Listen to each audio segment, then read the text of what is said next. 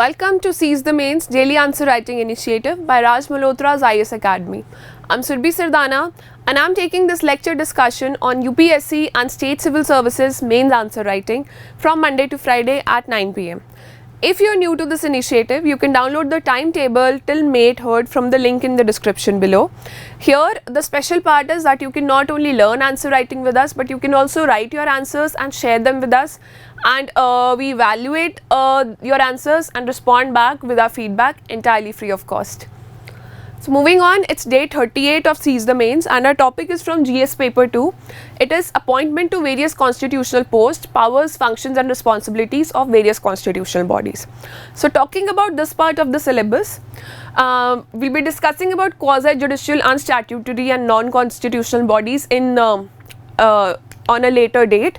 Today it's only about constitutional bodies. So whenever it comes to constitutional bodies, what these public service commissions do in their mains paper is that whatever the body has been there in news for the past 1 year or 2 years at max, they ask a question around that. For example, if elections are being conducted and the role of election commission is in question. So you can expect a question on election commission. So make sure that whatever constitutional bodies are in news, whatever columns and editorials are you are seeing in the newspapers, just make summaries of them, collect points from them, because sometimes direct questions on a viewpoint discussed in a certain editorial are asked. So make sure that you already have a fodder for that. So you'll need adequate newspaper reading and note making strategies for that to handle such questions. If which does not happen, no constitutional body has been in news in the past 1 or 2 years, which does not happen, or the examiners do not feel like asking from current affairs, so they go back to the very general topics. And one of the general topics, one of the very old topics that we'll talk about, what they do is they ask questions around bodies which need serious amendments, or the powers of which bodies need to be increased or decreased as time has passed. So we'll be discussing one such body today. Let's see what is the question. So the question is about Finance Commission. Assess the role of the Finance Commission in maintaining fiscal federalism in India. Do you agree that it should be given a permanent status? So this is a very easy, very general question. This second part, that should it be given a permanent status, this has been discussed many a times by different writers in various newspaper editorials. So this second part has been added here. The first part, assess the role of Finance Commission in maintaining fiscal federalism, can be found in any regular textbooks that you are following. So no worries about that. Since this is a 2 parts question, it would be definitely for 250 words. So take your time, write whatever you know, make a nice structure of your answer and then proceed to writing it. You have enough word limit here. So but try to focus on the part which is new in the question, because this old part, everyone's content in the first part of this answer will be the same. This talks about the functions of Finance Commission in India. So this is a very old concept. The functions have been same for the longest possible time. This is something, the second part is something which is debatable. So make sure that you have enough fodder for the second part, which is from current affairs, and the second part is longer than the first part. So let's start by writing about Finance Commission. Let's see what can be our introduction for today. Since this is a constitutional body and this is a polity answer, write articles. Always remember under which article a constitutional body has been formed. Write about some of the powers of it. The broad functions will be discussed in the first part, but write when it is appointed, by whom it is appointed, after what time it is appointed, and what is its broad purpose or broad function. So let's see what is the introduction for today. So here it is about 15th Finance Commission, not very clear, but you can download the PDF of this presentation and see this for yourself. So the Finance Commission is a constitutionally mandated body that is at the center of fiscal federalism.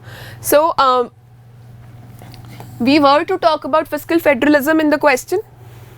So we have used the same term, fiscal federalism, and addressed it in the first line of the introduction itself.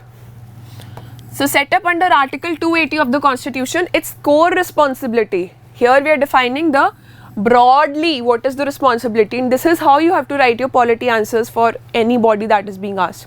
So its core responsibility is to evaluate the state of finances of union and state governments, recommend the sharing of taxes between them, this is second,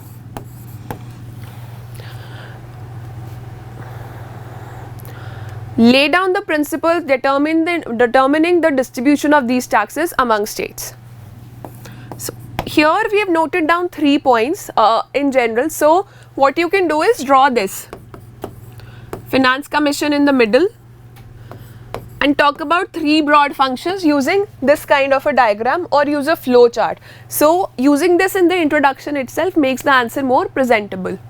So its working is characterized by extensive and intensive consultations with all levels of governments, thus strengthening the principle of cooperative federalism, which is very important in a democracy.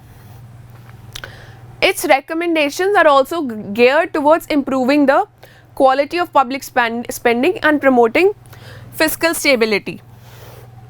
You don't have to write the entire introduction. If you're choosing to make this kind of figure for this part of the answer, then you can include this part. Otherwise, just choose whatever you like. You don't have to write such a long introduction. This is just to provide you enough content. So addressing the first part, that how does Finance Commission help in maintaining fiscal federalism in India? So Finance Commission helps in doing this by performing the following functions. So first of all, it assesses the distribution of finances between union and states and amongst states also. So union to states and among states. So let's see how we write it. The distribution between the union and states of the net proceeds of taxes which are to be divided between them, and the allocation between the states of the respective shares of such proceeds. The second part is it gives an estimation of how much grants in aid are to be given to which states and which are in need of such grants. So it talks about grants in aid, determination of principles and quantum. It determines the principles also by assessing the financial positions and taking other criteria into account. It assesses the position of different states and assesses what are the principles that have to be taken into account before giving them any grants. So it decides the principles and quantum, how much finances have to be given as grants to states which are in need of such assistance.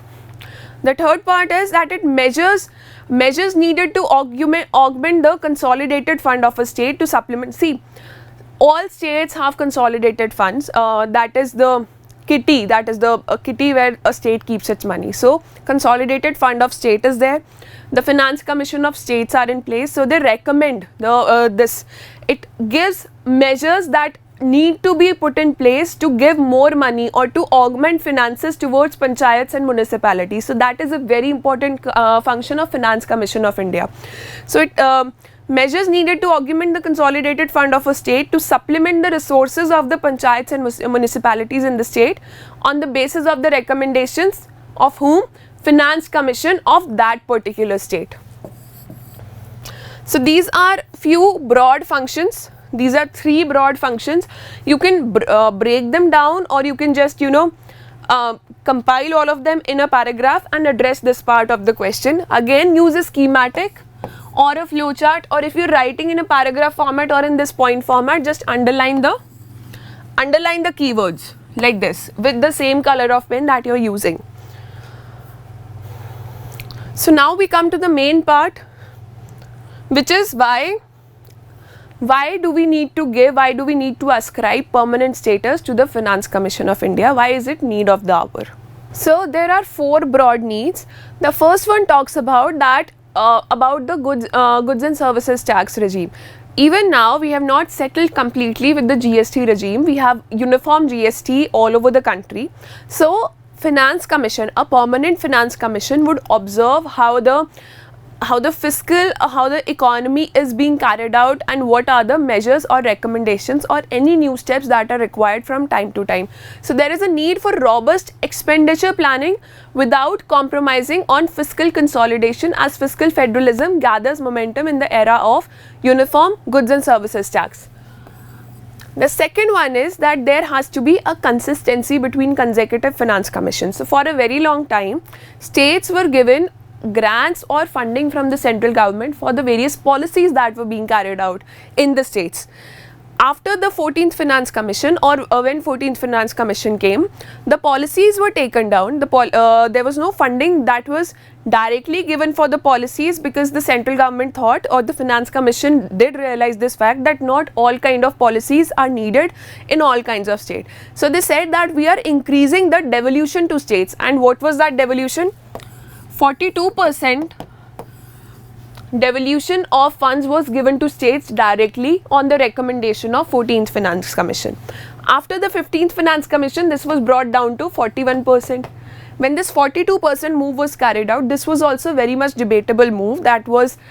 It was asked n number of times by UPSC and state civil services as questions to the future administrators of the country.